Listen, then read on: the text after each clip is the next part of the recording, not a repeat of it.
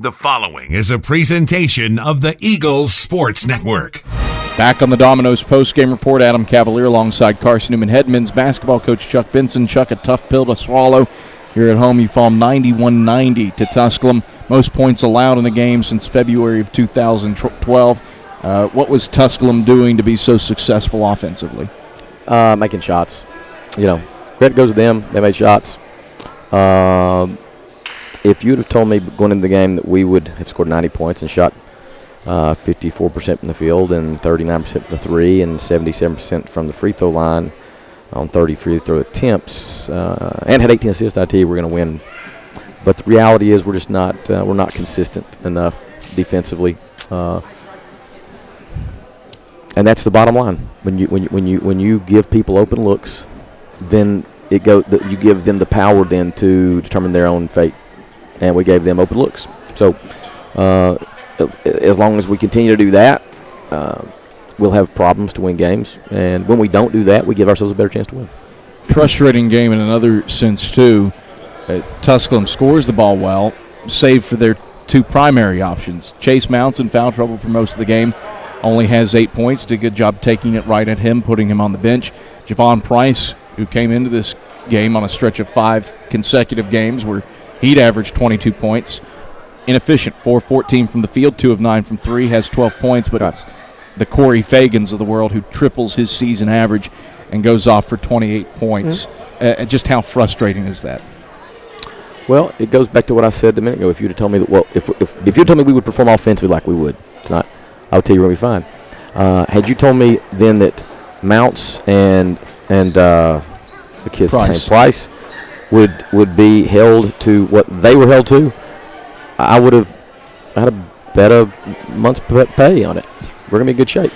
But then we have other kids, and credit to them. Corey Fagan comes in here and absolutely just punches us, kicks us around, and beats us. Mason Fox comes in here who really not a scorer himself, but comes in and creates offense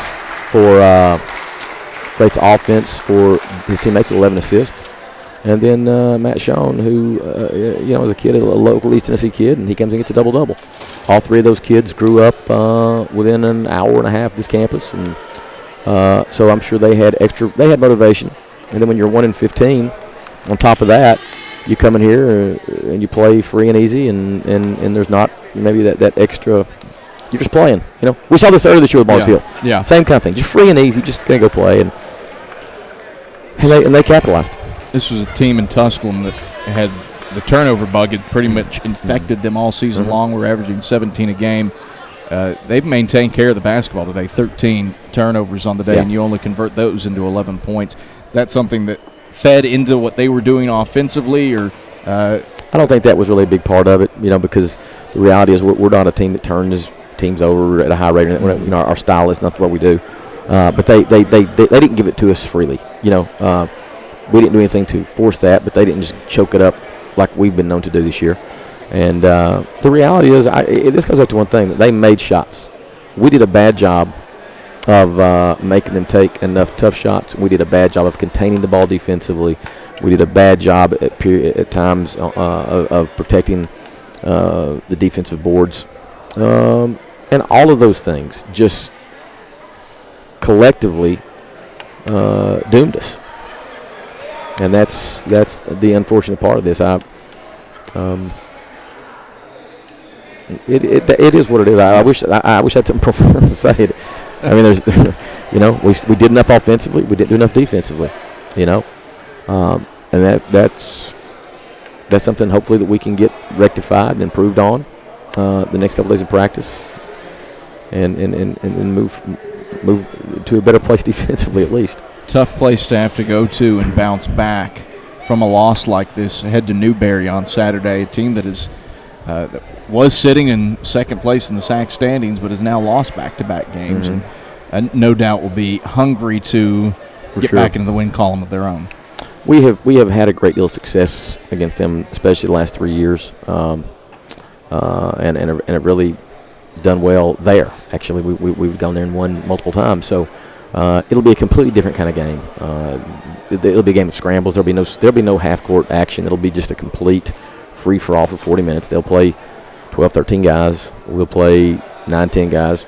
There'll be really no semblance of traditional offensive play.